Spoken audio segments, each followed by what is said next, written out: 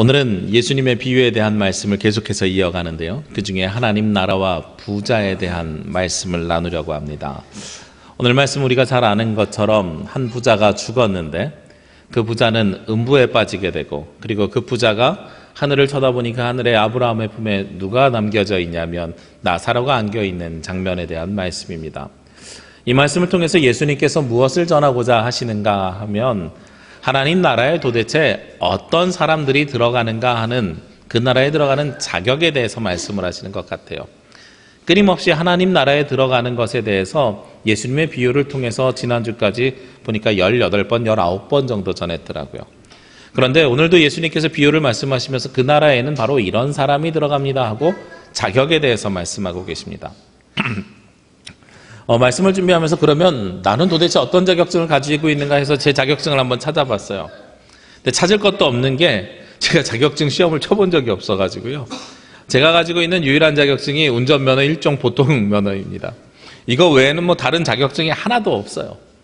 그러니까 제가 할 수 있는 유일한 일은 운전하는 거죠. 만약에 목회를 하지 않으면 할 수 있는 일이 운전하는 일 외에는 할 수 있는 일이 없을 것 같습니다.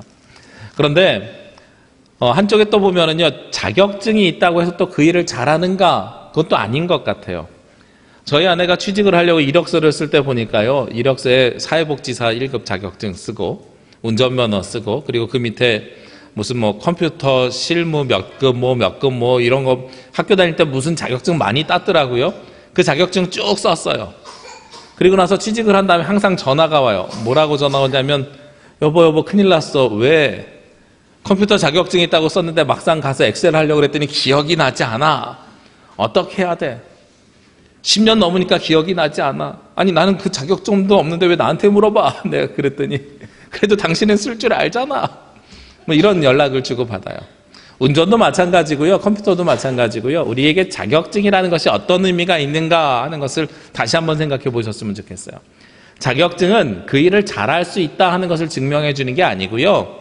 그 일을 시작할 수 있다 하는 것을 증명해 주는 겁니다. 그러니까 우리가 생각하는 거랑 자격증의 개념이 다른 거죠. 지난 2주 전에 청년 수련회 가는데 우리 민경이가 뒤에 앉아서 운전면허 땄다고 자랑하더라고요. 그래서 운전면허 따서 잘했다고 그러면서 운전하고 싶대요. 근데 운전은 해봤어 그랬더니 거의 못 해봤대요. 왜냐하면 보험료가 비싸고 어쩌고 쭉 이렇게 이야기를 해요. 맞아. 목사님도 그래가지고 면허 따고선 그때는 운전 못했어. 조금 더 있다가 했어. 그러면서 위로를 했거든요. 근데 저희 아내 보니까 고등학교 3학년 졸업하자마자 면허를 땄더란 말이에요. 근데 저랑 결혼해가지고 살 때까지 10년 동안 운전대를 한 번도 잡아본 적이 없어요. 그러니까 다시 운전을 시키려고 할 때예요. 제가 옆에 앉아가지고선 계속해서 그 무슨 연수 받듯이 몇 번 왔다 갔다 하고요. 심지어 첫 출근하는 날은요, 제가 뒤에서 제 차가 주선 쫓아가면서 잘 가나 하고 무슨 초등학생 학교 보내듯이 쫓아가 본 적도 있어요.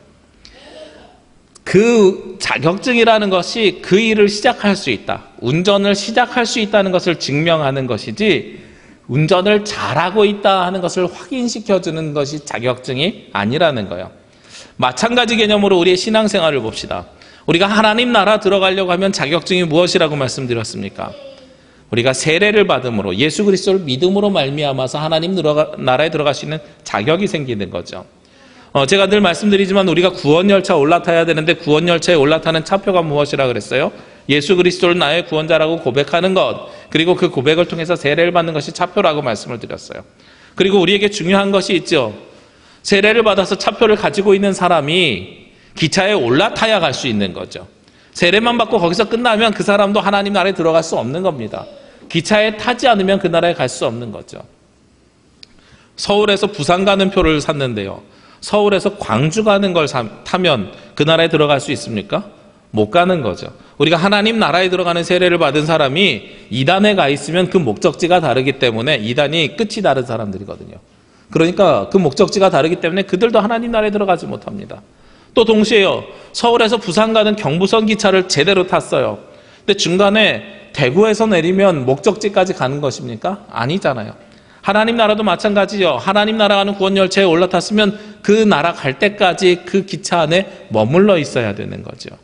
이게 우리가 자격을 가진 사람들이 가지고 있는 굉장히 중요한 요소 중에 하나입니다.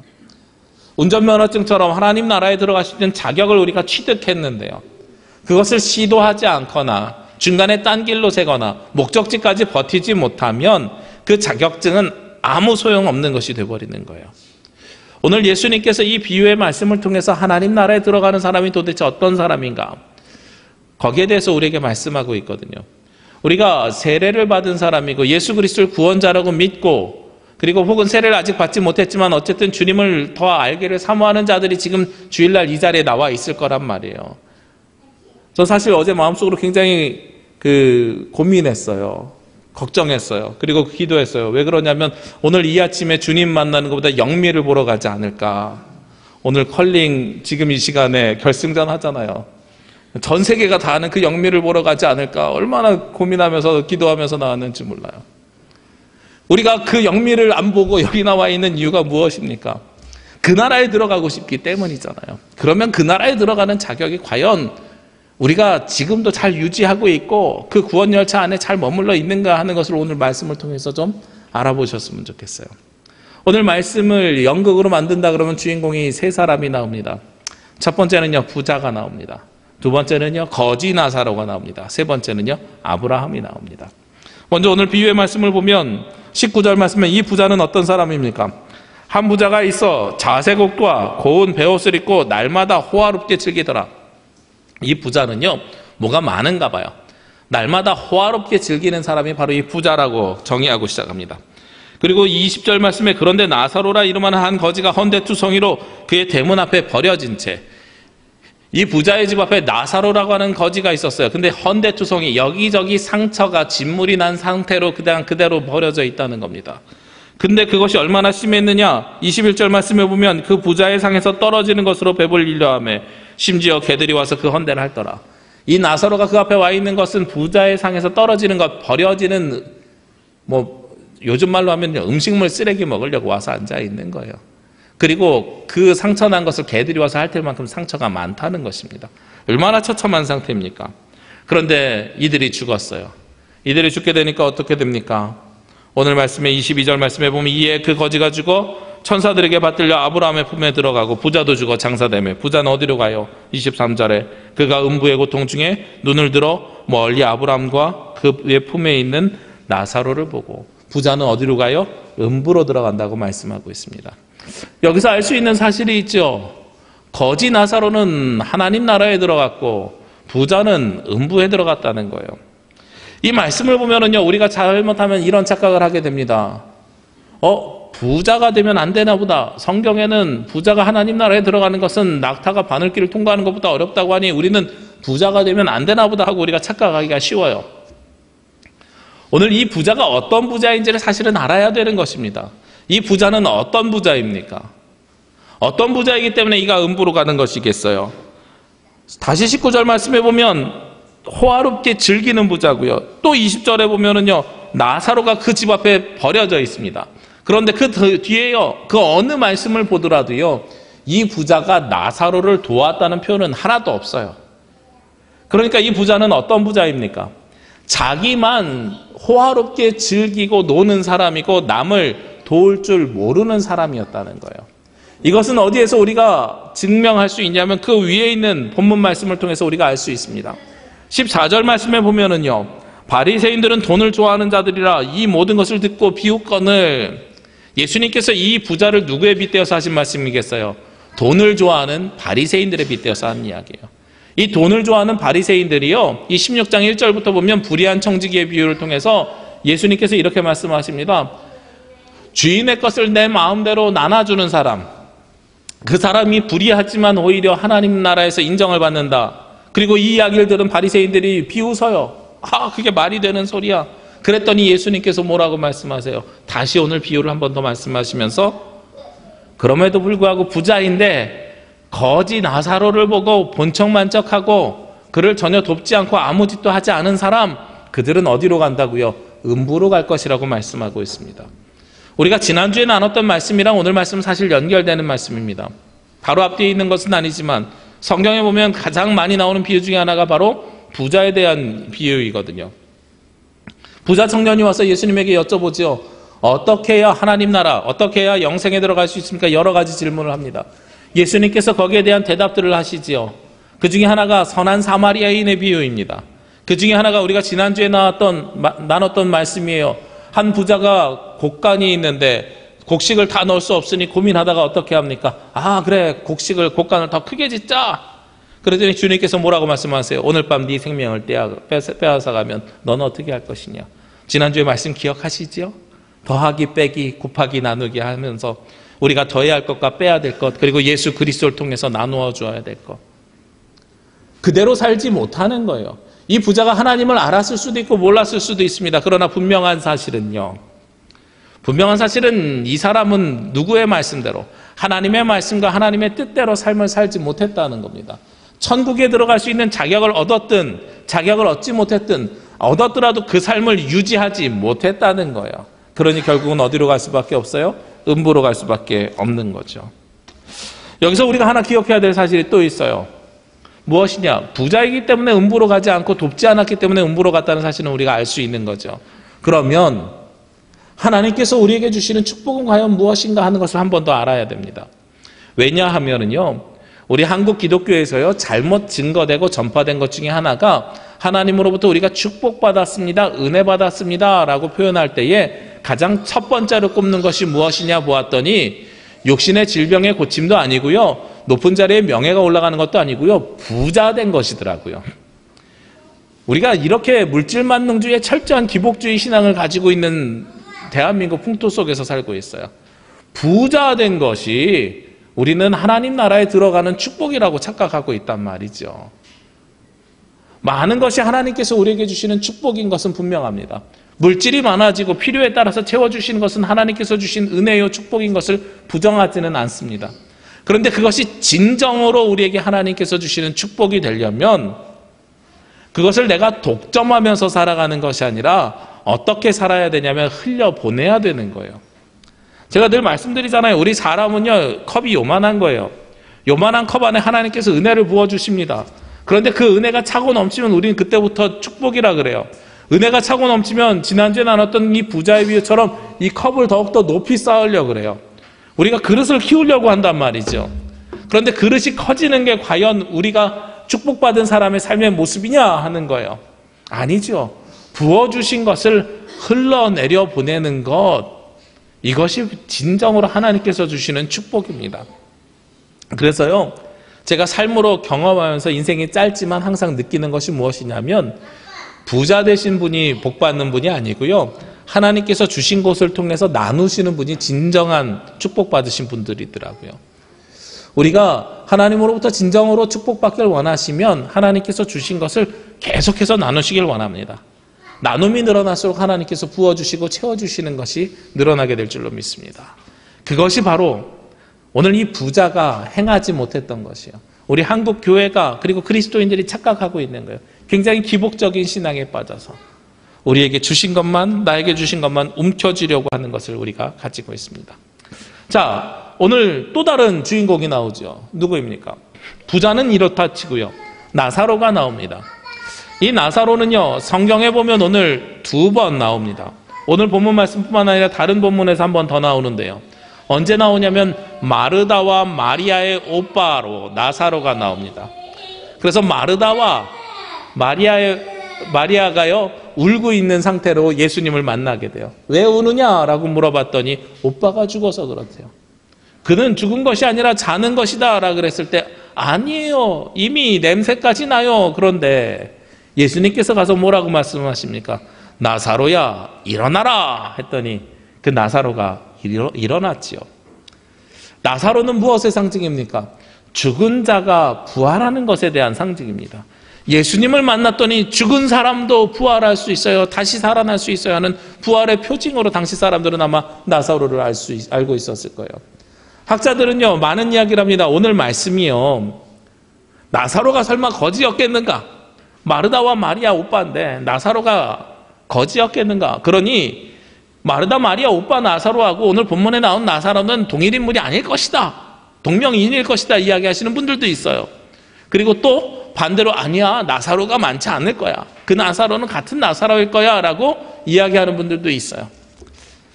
그것이 맞든 틀리든 우리에게 그게 중요하지 않은 것 같아요. 우리가 분명히 알 수 있는 사실은 한 가지죠. 예수님 당시의 사람들은요, 나사로라는 이름을 들으면 무엇을 연상할 수 있겠어요? 죽은 자가 부활했다.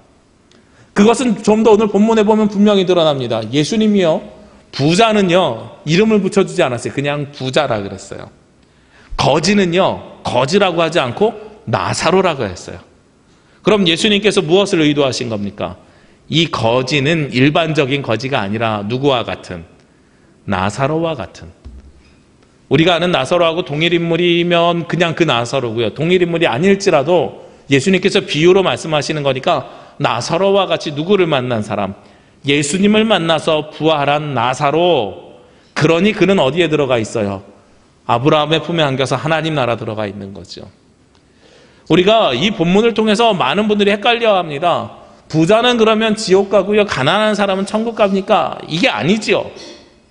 부자이지만 무엇을 하지 못한 사람, 예수님의 말씀대로 나누지 못한 사람은 음부로 가는 것이고, 가난하고 거지지만 누구를 아는 사람, 예수님을 만난 사람은 나사로와 같이 하나님 나라 들어갈 수 있습니다 라고 자격을 분명하게 이야기하는 거예요. 그러니 하나님 나라 들어가는 자격이 어디에 있다고요? 예수님을 만나는 것과 동시에요, 만난 사람들이 그 그리스도인의 삶을 살아가는 것, 이 두 가지가 같이 있어야 되는 거죠. 우리가 2주 전에는 하나님 나라의 이중성에 대해서 말씀드렸어요. 하나님을 사랑하고 이웃을 사랑하라 그랬는데 우리 그리스도인들은 하나님만 사랑하고 이웃을 사랑하지 않는다. 이 이중적인 이중성을 줄여야 된다. 그리고 지난주에는요, 나를 위한 곳간이 필요한 것이 아니라 그리스도의 이름으로 세상과 나누는 삶을 살아야 된다. 그것이 예수님 비유의 주제였습니다. 오늘 말씀은요, 그 결과로 하나님을 사랑하고 예수님을 만난 사람은 그 나라에 들어갈 수 있고, 하나님의 자녀일지라도 나누는 삶을 살지 못하면 이들은 음부에 빠질 수밖에 없느니라 하고 말씀하고 있는 거죠. 이것이 바로 오늘 본문의 1막입니다. 그리고 2막으로 막이 바뀌게 됩니다. 어떻게 바뀌게 되냐면, 이 사람이요, 음부에 빠진 다음에 아브라함에게 요청합니다. 무엇을 요청합니까? 24절 말씀해 보면, 불러 이르되 아버지 아브라함이여, 나를 긍휼히 여기사 나사로를 보내어 그 손가락 끝에 물을 찍어 내 혀를 서늘하게 하소서. 내가 이 불꽃 가운데서 괴로워하나이다. 굉장히 음부에 있는 것이 괴로운가 봐요. 그러니까 나사로를 보내가지고요, 손끝에 물 한 방울 찍어서 내 입에다가만 넣어줘도 나는 참 좋겠습니다 하고 간구하는 거예요. 이 생명수, 생명의 영생수가 한 방울이라도 있으면 좋겠습니다 하는 갈급함이 이제 생기는 겁니다. 내가 세상에서 부자로 살 때는 나에게 갈급함이 전혀 없었어요. 내가 원하면 내가 필요한 거 다 가지고 있으니까요. 다채롭고 호화로운 삶을 살 수 있으니까요. 그런데 지난주의 말씀처럼 하나님께서 우리의 생명을 모두 빼앗아간 후에야 이 사람은 뭘 하고 있습니까? 후회하고 있는 거죠. 그때 후회하고 있습니다. 그랬더니 아브라함이 뭐라고 이야기합니까? 2가지를 이야기합니다. 첫 번째는요, 25절 말씀에 아브라함이 이르되 예, 너는 살았을 때 좋은 것을 받았고 나사로는 고난을 받았으니 이것을 기억하라.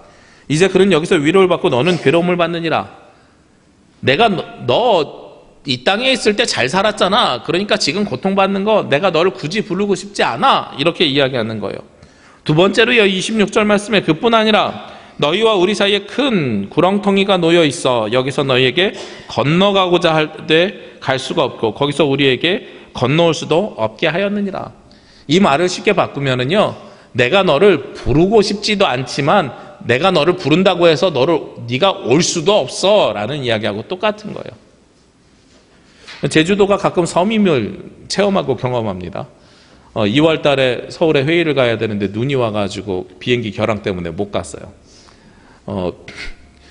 가가지고선 이렇게 원래 9시 반 비행기를 타기로 했는데 물어봤더니 11시까지 공항이 폐쇄된다 그래서, 그러면 가장 빠른 비행기가 언제입니까? 11시 반입니다. 근데 11시 반에는 비행기를 타도 회의 시간에 늦어서 이미 가야 소용이 없을 것 같아요. 그럼 환불해 주십시오 하고 환불을 받았거든요. 사실 속으로는 그런 마음이 있는 거죠.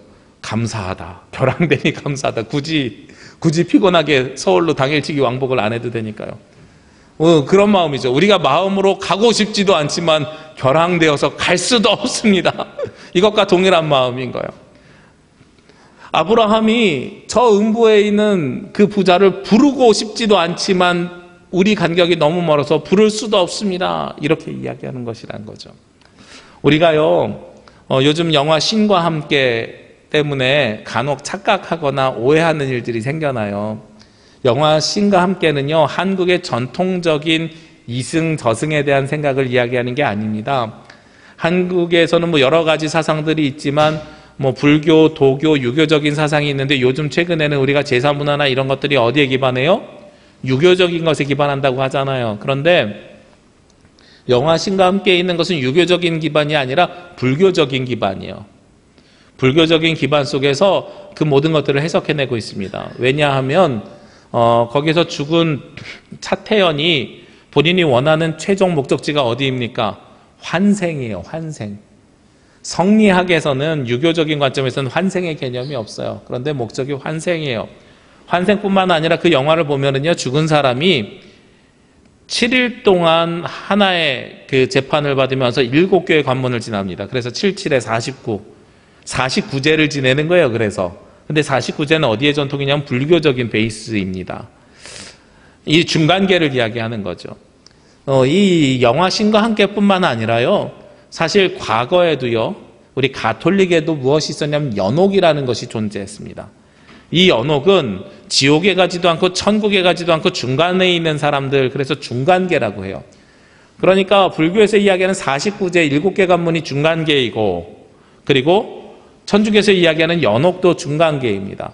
그래서 천주교에서 무엇이라고까지 이야기하냐면 500년 전에 종교개혁이 그것 때문에 시작되긴 했는데, 당신이 아버지의 이름으로 헌금하는 순간 이 동전이 헌금함에 떨어져서 짤랑하는 순간에 연옥에 있던 아버지가 천국으로 간다고 이렇게 광고하면서 헌금을 모았던 것이 종교개혁의 시작이 되었어요. 그렇게 부정하고 부패했던 거죠. 근데 이 중간계라는 것이 그럼 성경에 있는가? 성경에 없어요. 어디에서 나온 것을 천주교에서 받아들인 거냐면 단테의 신곡에 나오는 내용을 천주교에서 받아들인 거예요.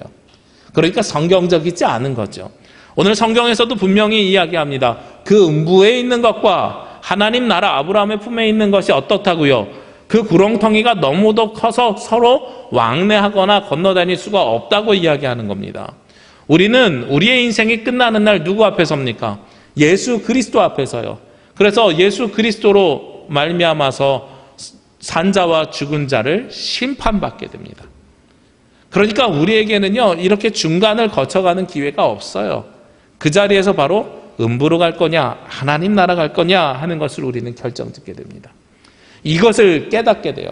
이 부자가 깨달으니까 이제 산막으로 넘어가면서 이 부자가 태도를 바꾸게 됩니다. 오늘 27절 말씀에 이르되 그러면 아버지여 구하노니 나사로를 내 아버지의 집에 보내소서. 이제 관점을 바꿔서 누구는 포기합니까? 자기 자신은 포기하고 이제 누구를 구원하기 위해서? 자신의 형제를 구원하기 위해서. 그러면 그 나사로를요, 어디로 보내달라고요? 우리 아버지 집에 보내주십시오. 아버지 집에 보내서 어떻게 해달라고요? 28절에 내 형제 5이 있으니 그들에게 증언하게 하여 그들로 이 고통받는 곳에 오지 않게 하소서. 나사로를 보내주어서 이 고통받는 곳에 내 형제들은 그럼 오지 않게 하옵소서라고 이야기하는 거예요. 우리가요, 하나님 나라에 들어가는 관점과 하나님 나라에 들어가는 것이 우리만이 아니라요, 누구에게요? 내 이웃과 형제들에게 라는 것을 언제 깨닫게 됩니까? 부자가 이때 비로소 깨닫게 된 거예요. 자기 혼자서 부자로 살 때에는 먹고 마시면서 즐기면서요, 여기에 대해서 생각을 해본 적이 없는 거죠. 다른 사람에 대해서 생각을 해본 적이 없는 겁니다. 남을 고려해 본 적이 없는 겁니다. 그런데 지금 이 음부에 빠졌을 때 이때에 비로소 다른 사람을 생각하게 되는 거예요. 다른 사람을 생각하면서 다른 이들에게, 내 형제들에게 나눠주시면, 복음을 전해주시면 안 되겠습니까? 하고 말씀하고 있는 거죠. 저는 제가 가지고 있는 기본적인 관점과 생각이 있는데요. 무엇이냐면 우리가 가지고 있는 좋은 것들은 서로 나누는 것이 그리스도인들의 의무라고 저는 여기고 생각합니다.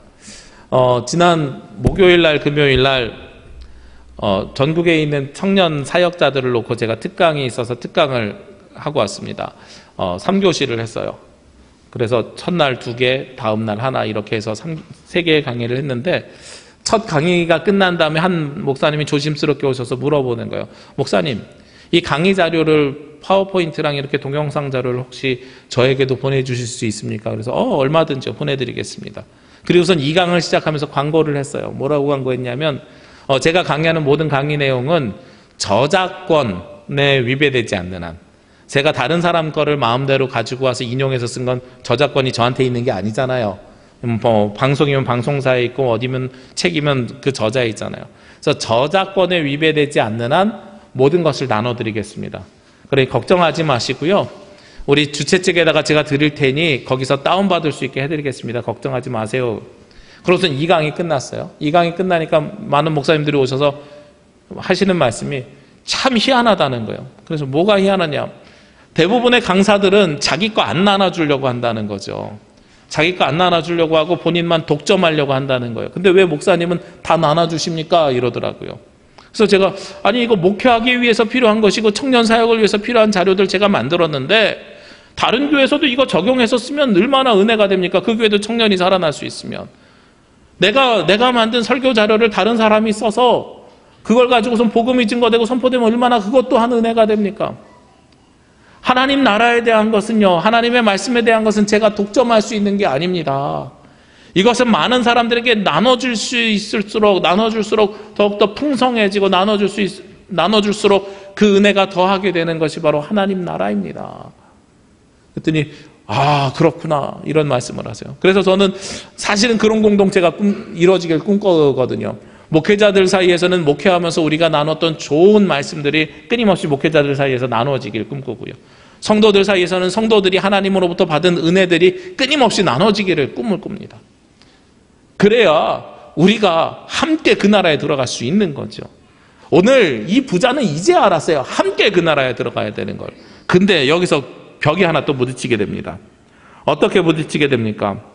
29절 말씀해 보니까 아브라함이 이야기해요. 이르되 그들에게 모세와 선지자들이 있으니 그들에게 들을지어다. 나사로를 보내지 않겠다는 이야기예요. 모세와 선지자들이 있으니까 그들에게 들어라 라고 이야기하는 겁니다. 그랬더니 이 부자가 다시 반론을 합니다. 30절에요. 이르되 그렇지 아니하나이다. 아버지 아브라함이여 만일 죽은 자에게서 그들에게 가는 자가 있으면 회개하리이다. 말씀만으로 회개하지 않고요. 죽은 자가 다시 일어나서 가면 그때 회개할 것입니다. 그랬더니 맨 마지막에 아브라함이 다시 마무리를 합니다. 뭐라고 이야기합니까? 31절에요. 모세와 선지자들에게 듣지 아니하면 비록 죽은 자 가운데서 살아난 자가 있을지라도 권함을 받지 아니하리라 하였다. 나사로가요 다시 오는 것이 의미가 없다는 거예요. 죽은 자가 다시 살아나가지고 천국이 있다고 하나님 나라가 있다는 것을 이야기하는 것이 의미가 없다는 겁니다. 몇 개월 전인가요 뉴스에 나왔어요. 인도네시아의 한 영안실에서 죽은 지 48시간이 넘은 사람이 살아났다고요. 영안실 문 두들기면서 자기 냉장고에서 꺼내달라고 그랬다고요. 우리가 생각하면 굉장히 섬뜩하고 무서운 일인데 실제로 사람이 다시 살아났다는 거예요. 근데 그 사람이 다시 살아났다고 해서 그를 통해서 우리가 하나님을 믿고 천국을 믿냐고요? 아니죠. 아브라함은 무엇을 통해서 믿어야 된다고 이야기하고 있습니까? 모세와 선지자를 통해서. 이 모세와 선지자라고 하는 것은요, 예수님 당시로 가보면 무엇을 통칭하는 말이냐면 구약 성경을 전체를 이야기하는 겁니다. 구약 성경 전체를 이야기하는 거예요.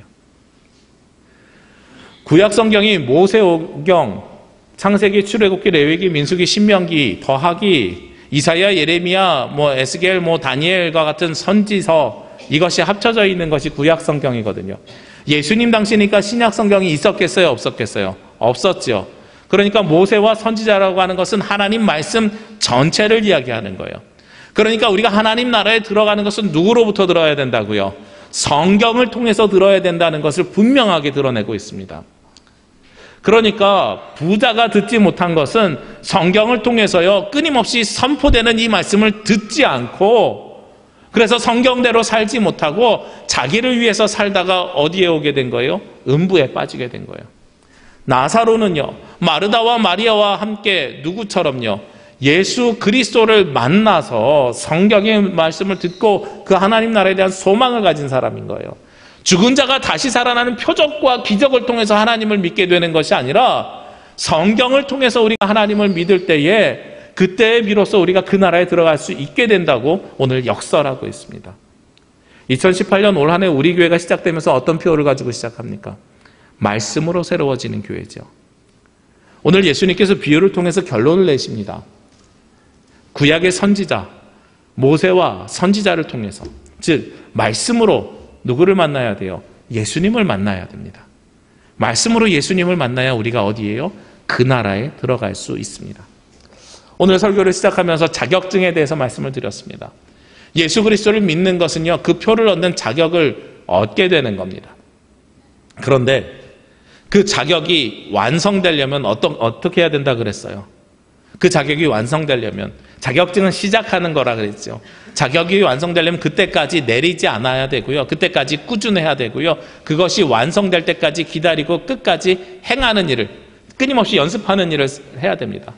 10년 전에 면허증 따였다고 해서 운전할 수 있는 것이 아니라 10년 동안 끊임없이 운전을 해와야 운전을 할 수 있는 사람처럼, 예수 그리스도를 한번 만났다고 해서 끝나는 것이 아니라 말씀을 통해서 끊임없이 예수님이 내 가운데 살아계시고 오늘 부자가 하지 못했던 것처럼 그 말씀대로 삶을 살아야 되는 거예요. 언제까지요? 내 인생이 끝나는 그 순간까지. 그래야 무엇이 완성됩니까? 하나님 나라에 들어가는 그 자격이 완성이 되는 겁니다. 오늘 말씀을 통해서 시작되고 말씀대로 살 때에 그것이 완성된다고 말씀하고 있습니다. 우리가 이 땅에서 살아가면서 하나님 나라에 들어가는 것, 부자냐 거지냐가 중요하지 않습니다. 물질이 많으냐 적으냐가 우리 가운데 필요한 것이 아닙니다. 하나님께서 주신 축복을 세상에 흘려 내려 보내주면서 세상과 함께 살아가느냐 아니냐가 우리 가운데 더욱더 중요한 것이고요. 그것의 근본에는 단지 세상과 나눈다고 해서 되는 것이 아니라 누구를 통해서요? 예수 그리스도를 통해서 하나님의 말씀에 근거한 삶을 살아가고 있느냐 아니냐가 더욱더 소중하고 중요한 삶입니다. 오늘 이 땅에서 우리가 살아가면서요, 이 부자처럼 말씀 따로 내 인생 따로의 삶이 아니라 이 나사로와 같이 예수님을 만난 사람이 오늘 아브라함이 맨 마지막에 요청하는 것처럼 성경을 통해서 하나님의 말씀을 통해서 그 말씀대로 사는 삶을 살아갈 때에 우리에게 주께서 허락하여 주신 하나님의 나라에 대한 소망이 함께하게 될 줄로 믿습니다. 기도드리겠습니다. 거룩하시고 은혜로우신 아버지 하나님, 이 시간 주님 앞에 나와 기도하고 간구함을 통해 하나님의 은혜를 받게 하여 주시니 감사합니다. 하나님께서 주신 그 생명과 하나님께서 주신 그 은혜를 체험하며 경험하며 주님 앞에 나아가길 원합니다. 오늘 주신 말씀을 기억하며 주님의 말씀에 따라 말씀에 근거하여 살아가는 주의 자녀들 되게 하여 주옵소서. 부자와 같이 나를 위해 살아가는 사람이 아니라 나사로와 같이 주님을 만난 사람으로 주님 말씀대로 살아갈 때에 우리에게도 영원한 천국 소망이 함께하게 하여 주옵소서. 이 모든 말씀 예수님의 이름으로 기도합니다. 아멘.